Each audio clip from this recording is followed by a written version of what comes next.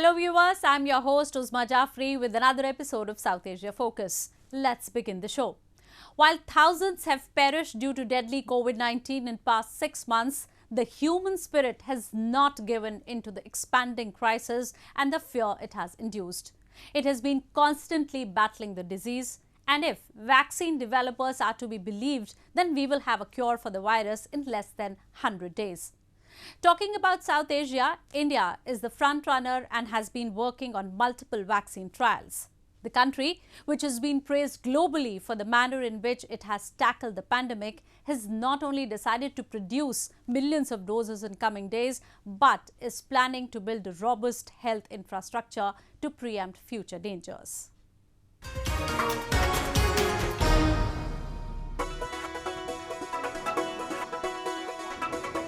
From imposing one of the biggest and stern lockdowns to constantly ramping up the COVID-19 infrastructure, India has taken best foot forward in dealing with the deadly disease that has claimed nearly 800,000 lives globally.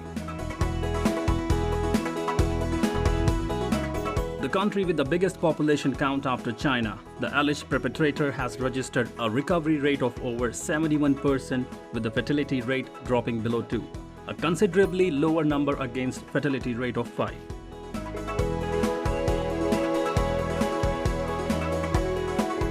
While densely populated South Asian countries like Pakistan and Bangladesh are not doing enough tests, India on the other side is very close to conducting 1 million tests per day.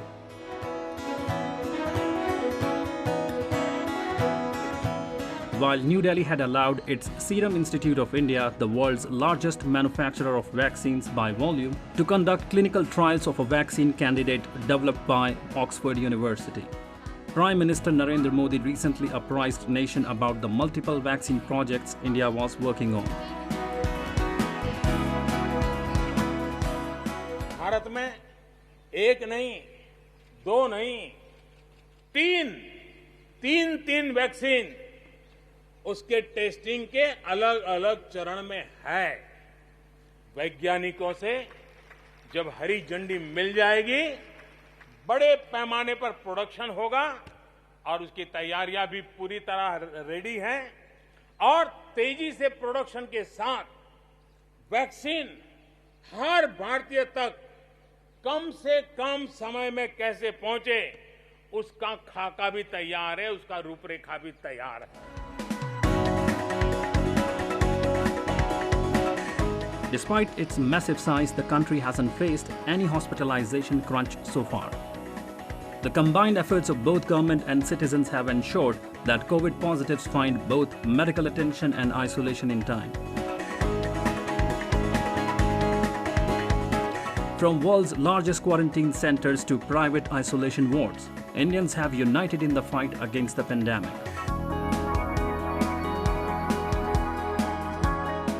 And amid mounting count, the country has now come up with the idea of revolutionizing its health sector. New Delhi aims to connect every Indian through a digital health card to minimize the problems people face during the treatment.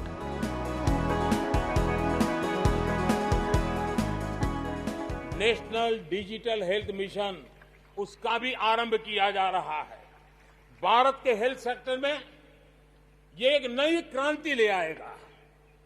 इलाज में आने वाली परेशानियां कम करने के लिए technology का बहुत सुविचारित रूप से उपयोग होगा। प्रत्येक भारतीय को हेल्थ आईडी दी जाएगी। ये हेल्थ आईडी प्रत्येक भारतीय के स्वास्थ्य खाते की तरह काम करेगी। India's flagship healthcare scheme, Ayushman Bharat, already provides a free access to healthcare to nearly half of its population. Meanwhile, the authorities have further eased on the restrictions that were put in place to stem the spread. The hotels that faced sustained lockdown owing to an overwhelming rise in the corona cases have now been green flagged to resume their services. Again, in the country's share market is also a sign that India is slowly but definitely returning to the social as well as economic normal.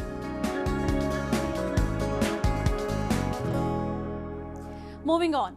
While the Indian fighting spirit and efforts against COVID-19 have been lauded by the global bodies, the smaller South Asian countries like Nepal and Afghanistan are having a tough time in dealing with the situation. The testing has been significantly lower than the advised WHO numbers, and the hospitals and other medical facilities are running out of essential equipments. Similar situations have developed in Pakistan and Bangladesh, where even the densely populated cities and suburbs have not been able to find the real numbers of patients owing to a poor testing rate.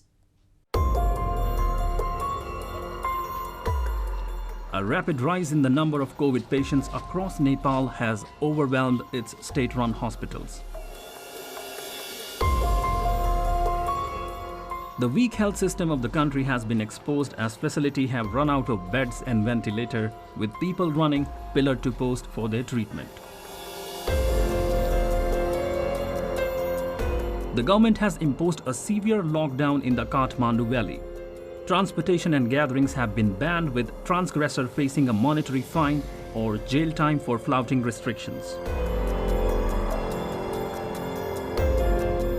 Earlier, to curb the spread of the virus, the Himalayan nation had enforced a nationwide lockdown in March and had put its 30 million citizens under lockdown for 4 months. However, with the easing of curbs in Kathmandu city, more people came to the capital, which led to a rise in the number of coronavirus cases.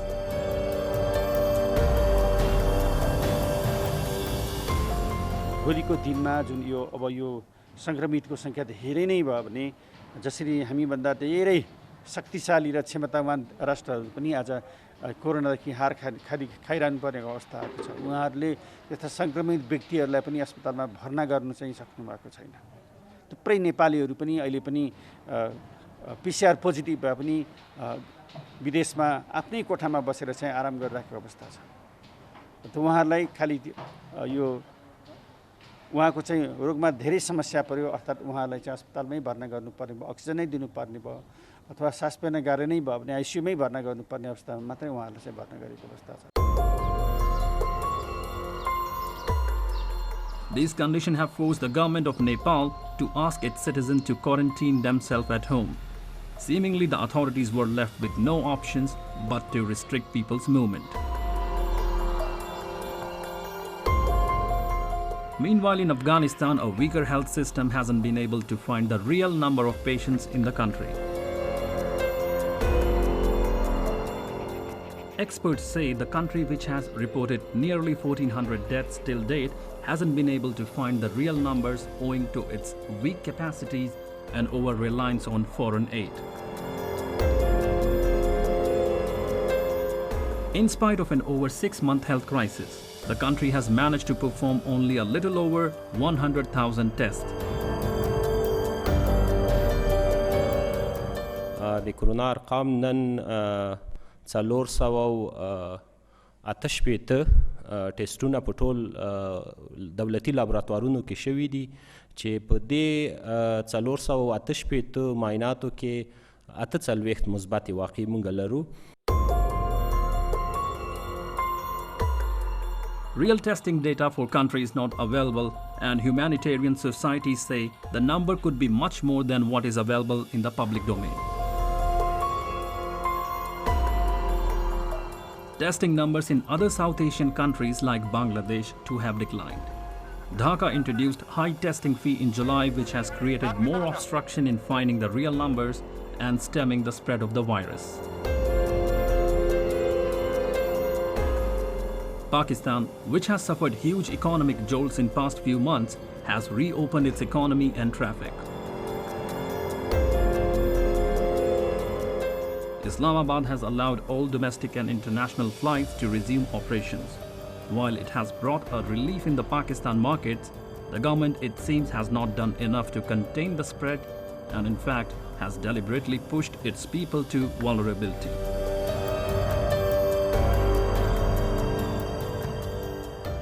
Moving on. Ethnic Balochs in Pakistan are under assault. The government of Pakistan has unleashed its security agencies to eliminate them. and the men in uniform have obliged orders in most barbaric manner. While they have been routinely thrashing, abducting and killing people, the story became more horrific when they recently killed a youth, Hayat Baloch, in broad daylight in front of his parents. People are outraged and have taken to streets after the pictures went viral.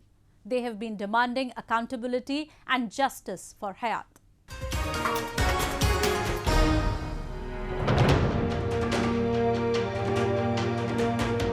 8 bullets, point blank. 25-year-old Hayat Baloch, a science undergraduate in Balochistan's Turbat town, was killed in cold blood by Frontier Corps of Pakistan on 13th of August. Reason? His Baloch identity. Or to be precise, he was a Baloch youth. A section Pakistani authorities consider a threat to their repressive agenda and genocidal missions in the region and has been targeting in the name of actions against armed rebels. The killing has sparked unprecedented protests, with people gathering in thousands across the province. The size of the demonstrations is expanding each day, and the Baloch say they will not call it off until the perpetrators are brought to justice.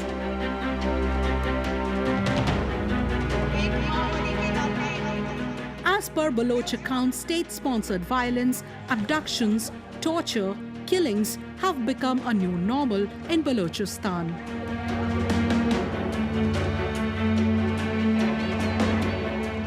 एक माँ होने के नाते मैं उस माँ की दर्द को समझ सकती हूँ जिससे अपने आंखों के सामने अपना बेटा खोया। इस बेदर्दी से उसी के सर का दुपट्टा खींच के उसकी आंखों को बांधा गया। आज हाथ गोलियां उसको मारी गई। कोई रोकने वाला नहीं था उसको, कोई पूछने वाला नहीं था। 70% लोग सिक्योरिटी के नाम पे हमसे हमारा पैसा लेते हो। हमारे टैक्स में तुम उनके घर चलते हैं और हमारे बच्चों का खून करते हो।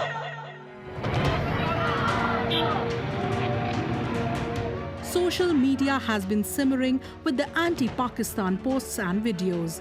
The calls made by the local leaders to come out in large numbers have resonated with the masses, and they have provided a massive strength to the movement.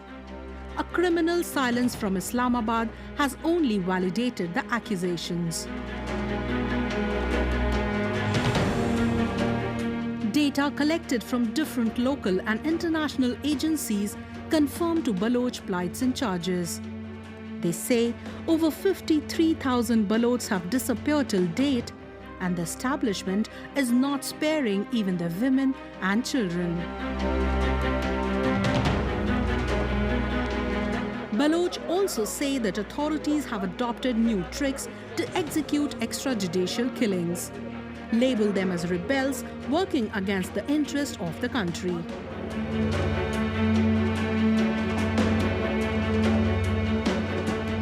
This was not an isolated murder or the only issue of Hayat Baloch. There have been many cases where Pakistani forces have killed Baloch youths, and they were labeled as member of Baloch armed groups, but in reality they were just innocent, non-combatant civilians who were killed by the Pakistani forces, and they were called member of the Baloch armed groups. Because if any member of the Baloch armed group have ever been killed in a battle, or whether they were abducted or killed later on, they've always claimed that that person was part of their organization.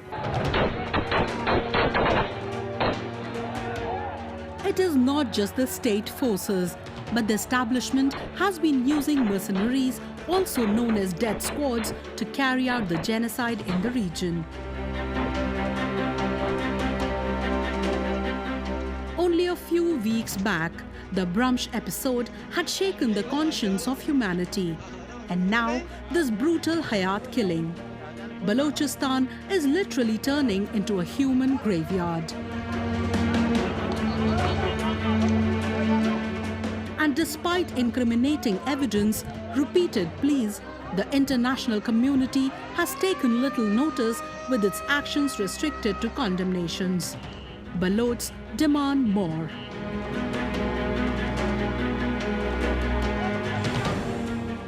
It's a pity that international powers have been selective when it comes to human rights. They fail to acknowledge there is a systematic and slow genocide going on in Balochistan. But we will keep on reminding them that the human rights violation in one part of the world are not isolated events, but they will have a long-term implication. Pakistan has been obliging to Chinese instructions, which has made a multi-billion-dollar investment in the region. And now, both Beijing and Islamabad are in cahoots in Baloch depredation and elimination. Baloch say they have resorted to a multi-pronged strategy to reclaim their rights and honor. However, with little political support and limited resources at hand, they say only international intervention can help their movement gain strength.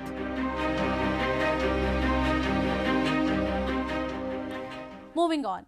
While Pakistan has systematically oppressed people of illegally occupied regions of POK and Gilgit-Baltistan for more than 7 decades, it has upped its discrimination and cruelty several folds in recent times. Above all, it has also given a free hand to its ally China to do the same. As a result, a number of development projects have been installed in the region, but not a penny of profit or service has ever been given to locals. Further, it has plundered the lands and resources of the locals. Recently, a large number of them took out a massive torch rally against the construction of mega dams, which they say will leave them deprived.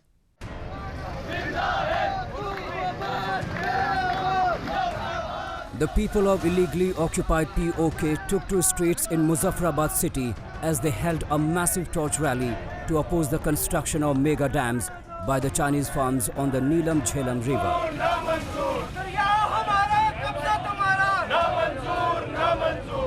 The protesters belonging to Darya Bachao Muzaffarabad Bachao, meaning Save River, Save Muzaffarabad committee, shouted slogans urging Pakistan to roll back the decision of building of these mega projects in their region, which were taken with Chinese permission, not their consent.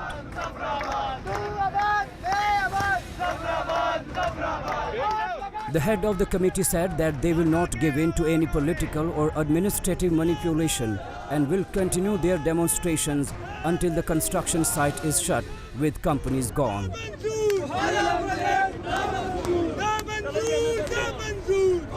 He even slammed Pakistan for carrying out the construction without having signed any legal agreement with government of Pakistan occupied Kashmir.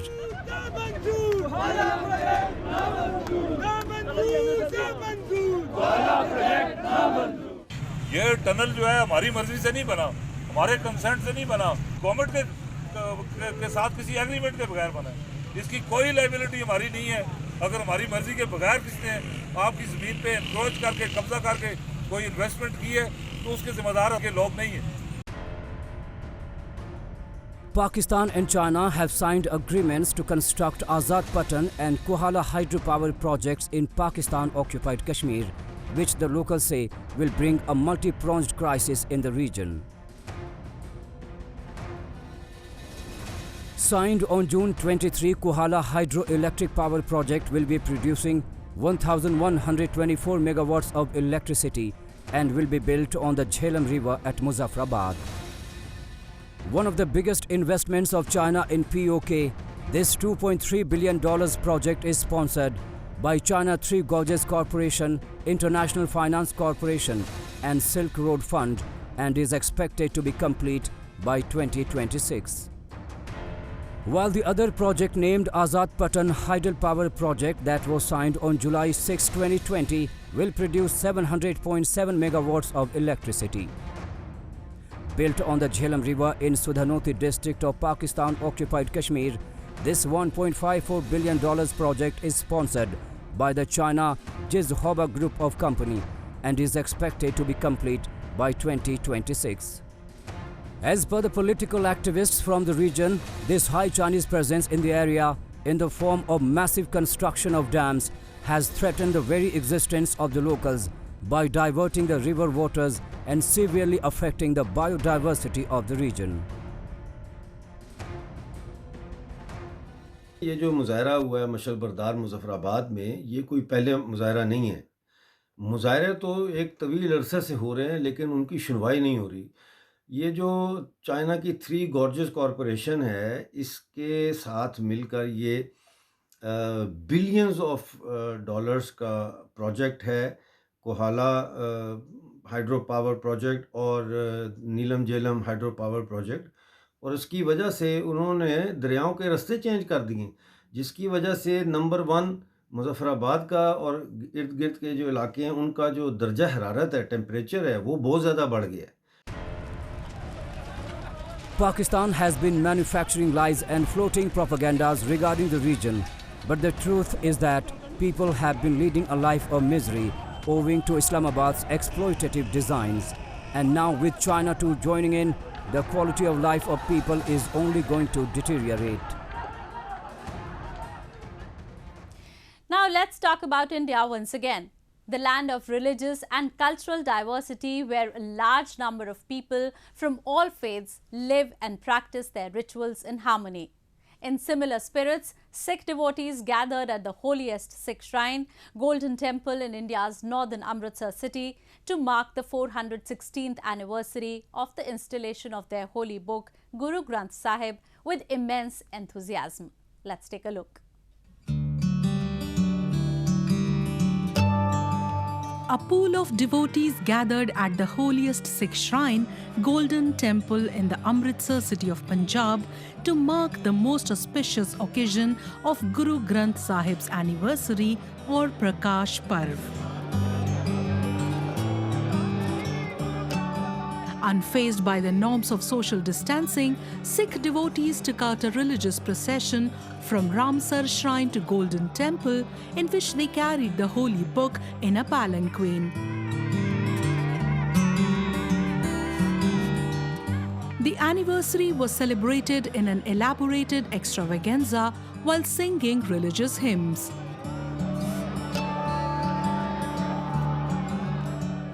हर साल की तरह ही अज इस साल भी बहुत सारी संगत, बहुत ज़्यादा रौनकां ने जी। ये जिहड़ा प्रकाश गुरपुरब है, समुचियां अमृतसर दियां समुचे देश दियां संगतां बड़े वड्डे पद्धर ते शरधा उत्साह नाल मनाउंदियां जी। अज भी हुण इत्थों अरदास हुकमनामा हो के महाराज सरूप लेके जाण वास्ते पालकी साहब सजी है। पालकी साहब दे विच इत्थों जिहड़ा संगतां आप पालकी साहब नूं लैके उत्थे दरबार साहब पहुंचणगे। वाहिगुरू जी का Khalsa, Waheguru. At night, the Golden Temple was illuminated with colorful lights and the skies were filled with fireworks. The devotees offered their prayers, lit lamps and candles despite the coronavirus scare to mark the anniversary.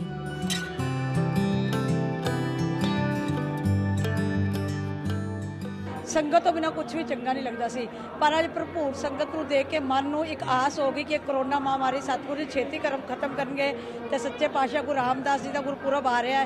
बाकी जिहड़ियां रहिंदियां संगतां तरस रही है दर्शनां लई, वो भी जल्दी तो जल्दी इत्थे आके दर्शन इशनान करनगे ते गुरु घर दियां खुशियां प्राप्त करनगे।